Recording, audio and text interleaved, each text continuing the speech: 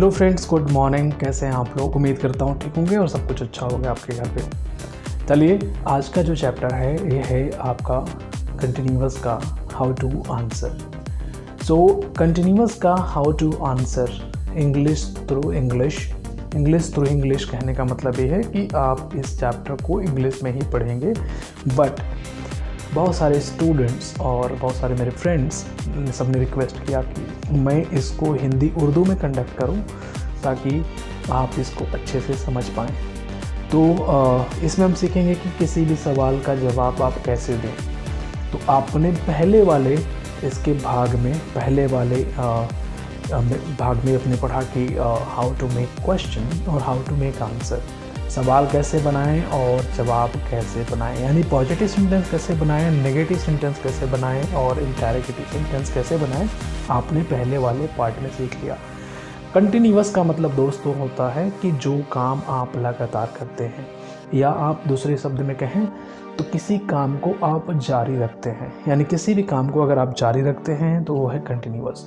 हिंदी से मतलब नहीं है। जैसे मैं आपसे बात कर रहा हूँ, यहाँ तो रहा हूँ आया है, बट अगर मैं यहाँ पे खड़ा हूँ इसमें रहा हूँ नहीं आया है। मैं बैठा हूँ इसमें भी रहा हूँ नहीं आया, लेकिन वो काम जारी है। तो याद रखिए, जहाँ पर भी कोई भी काम जारी है, आपका इंटेंशन कहता है कि काम जारी है, वहाँ पे कंटिन्यूअस वाला रूल लगा दीजिए। तो ये हो गई कंटिन्यूअस की बात। अब क्वेश्चन, अगर क्वेश्चन आपका हेल्पिंग वर्ब से शुरू होता है तो आप उसमें येस और नो में जवाब देते हैं। जैसे मैं आपसे पूछूं कि are you going to help me, तो आप बोलेंगे yes I am going to help you, and no I am not going to help you. Yes और नो, नेगेटिव एंड पॉजिटिव दोनों जवाब देना मैं आपको सिखा रहा हूँ, क्योंकि आपके सिचुएशन के हिसाब से आप नेगेटिव आंसर भी दे सकते हैं और पॉजिटिव आंसर भी दे सकते हैं।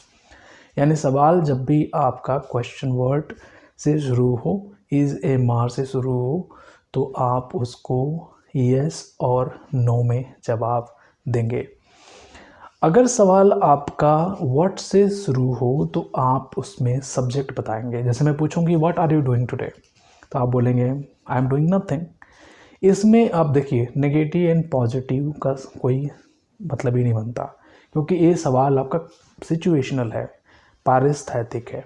यानी आपसे मैं पूछूं what are you doing today, तो आप बोलेंगे I am doing nothing, I am free. तो हम बोले चलो ठीक है, फ्री हैं तो चलते हैं बाहर घूमने साथ में। मैं पूछूं what are you going to do tomorrow, तो बोलोगे I am going to meet my friend, मैं अपने दोस्तों से मिलने जा रहा हूँ। आप कल क्या करने जा रहे हैं, तो आप बोलोगे मैं अपने दोस्तों से मिलने जा रहा हूँ। मैं अगला सवाल अगर पूछूं कि what are you going to do after this, तो आप बोलेंगे I am going to have my lunch, मैं अब इसके बाद अब क्या करने जा रहे हैं, तो आप बोलेंगे I am going to have my lunch, मैं अपना लंच करने जा रहा हूँ इसके बाद, इस सेशन के बाद, मेरी वीडियोस देखने के बाद। तो चलिए, ये हो गया व्हाट से क्वेश्चन। अगर आपका क्वेश्चन व्हेन से पूछा जाए तो आपको समय बताना है। यानी आपसे मैं पूछूं when are you going to Mumbai, तो आप बोलेंगे I am going to Mumbai on Sunday, मैं संडे को बॉम्बे जा रहा हूँ, मुंबई जा रहा हूँ। और आपको जो प्रीपोजिशन यूज करना है वो है at, on, in, with in, around, about. तो at, on, in, with in, around, about के बारे में हम एक चैप्टर पूरा बनाएंगे सेशन, जिसमें आप प्रीपोजिशन के बारे में बताएंगे। मैं मोटा मोटी आपको बता देता हूँ यहाँ पे। At, on, in, with in, around का प्रयोग कीजिए इस सिचुएशन के हिसाब से। अगर आप कहते हैं कि मैं मुंबई संडे को जा रहा हूँ, तो I am going to Mumbai on Sunday. मैं बोलेंगे अब मैं मुंबई 6 बजे जा रहा हूँ, तो I am going to Mumbai at 6 o'clock। And मैं लगभग 7 बजे के आसपास बॉम्बे जा रहा हूँ, तो I am going to Mumbai at around 7 o'clock। And I am going to Mumbai within 3 days, 3 दिन के अंदर मैं मुंबई को जा रहा हूँ। तो ये आपको समझ में आ गया। बाकी और भी चीज़ें हैं, आप उसको यूज़ कीजिए, प्रैक्टिस कीजिए। प्रीपोजिशन का जो चैप्टर होगा उसमें at, on, in, with in, around के बारे में डिटेल से बात करेंगे। चलिए बढ़ते आगे। अगर आपका सवाल हाउ से पूछा जाए तो आपको बताना है मेथड, आपको बताना है कन्वीनियंस, आपको बताना है अपने हेल्थ के बारे में। चूँकि यहाँ पे एक्शन के बारे में बात हो रही है, कंटिन्यूअस के बारे में बात हो रही है, तो अगर कोई पूछता है हाउ आर यू, तो यह एक्शन नहीं है, आप बताएंगे आई एम फाइन। अगर सवाल आपका ये हो कि how are you going to Mumbai, आप मुंबई कैसे जा रहे हैं, तो बताएंगे I am going to Mumbai by bus, I am going to Mumbai by flight, I am going to Mumbai by train. आप कन्वीनियंस के बारे में बताएंगे। आप पूछे जाएंगे how are you going to solve this question, आप इस सवाल को कैसे सॉल्व करने जा रहे हैं, तो आप बताएंगे I am going to solve this question with the help of my teacher, मैं अपने टीचर की मदद से इस सवाल को सॉल्व करने जा रहा हूँ। आप बताएंगे I am going to solve this question with the help of computer, computer की मदद से मैं इस सवाल को सॉल्व करने जा रहा हूँ। यानी हाउ से पूछा जाए तो मेथड बताइए, तरीका बताइए, या फिर आप उस साधन के बारे में बताइए जिसका आप यूज़ करने जा रहे हैं। तो व्हाट हो गया, व्हेन हो गया, हाउ हो गया, वेयर। अगर आपका सवाल वेयर से पूछा जाए तो आप जगह का नाम बताइए। Where are you going to meet me, आप बताएंगे I am going to meet you at Chandni Chowk New Delhi, तो मैं आपसे दिल्ली के चांदनी चौक में मिलने जा रहा हूँ। कंटिन्यूअस का 2 सेंस यहाँ होता है। आप नियरेस्ट फ्यूचर भी दिखाना चाहते हैं तभी is am are going to लगाते हैं, और अगर कोई काम जारी है उसके लिए भी आप इज एम आर का प्रयोग करते हैं वर्ब में ING। Where are you going tomorrow, I am going to market tomorrow. तो ऐसे करके आप वेयर से जब भी सवाल पूछा जाए तो जगह का नाम दे करके बताइए। तो what, when, how, why, where, why बच गया। यानी जब भी सवाल आपसे वाई से पूछा जाए तो आप रीज़न बताइए। जैसे मैं आपसे पूछूं क्यों का मतलब है क्यों, तो जवाब देंगे ना कि इसलिए। तो अगर मैं पूछूं why are you going to buy this product, तो आप बोलेंगे I am going to buy this product because it's genuine. मैं इस प्रोडक्ट को क्यों खरीदने जा रहे हो आप, इस प्रोडक्ट को मैं, इस जेन्युइन है प्रोडक्ट, अच्छा है प्रोडक्ट, इसलिए मैं खरीदने जा रहा हूँ।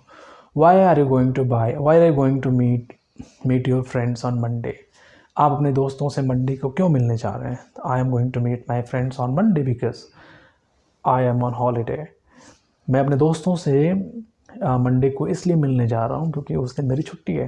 आई एम ऑन ऑफ, मैं आई एम ऑन हॉलीडे, मैं छुट्टी पे हूँ।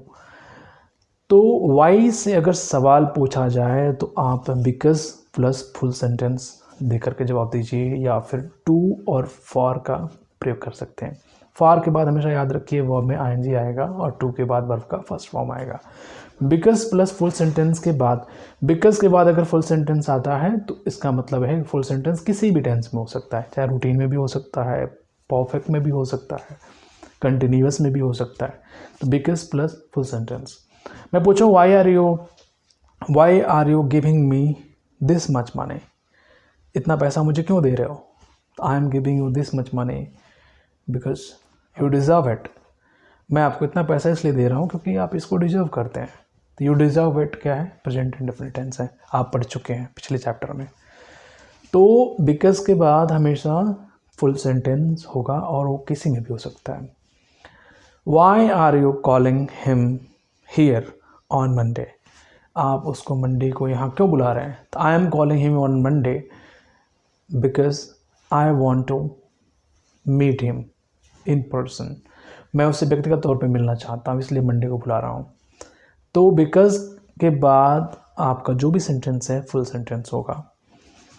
आगे बढ़ते हैं दोस्तों। इसमें अगर सवाल हाउ मच या हाउ मैनी से पूछा जाए तो हाउ मच वाले में आपको क्वांटिटी बतानी है और हाउ मैनी में आपको नंबर बताने हैं।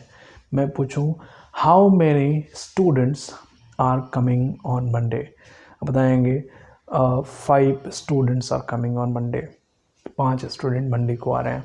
मैं पूछूंगा how much milk are you going to drink, कितना दूध आप पीने जा रहे हैं, कि how much milk you are going to drink, आप बताएंगे I am going to drink 1 glass of milk.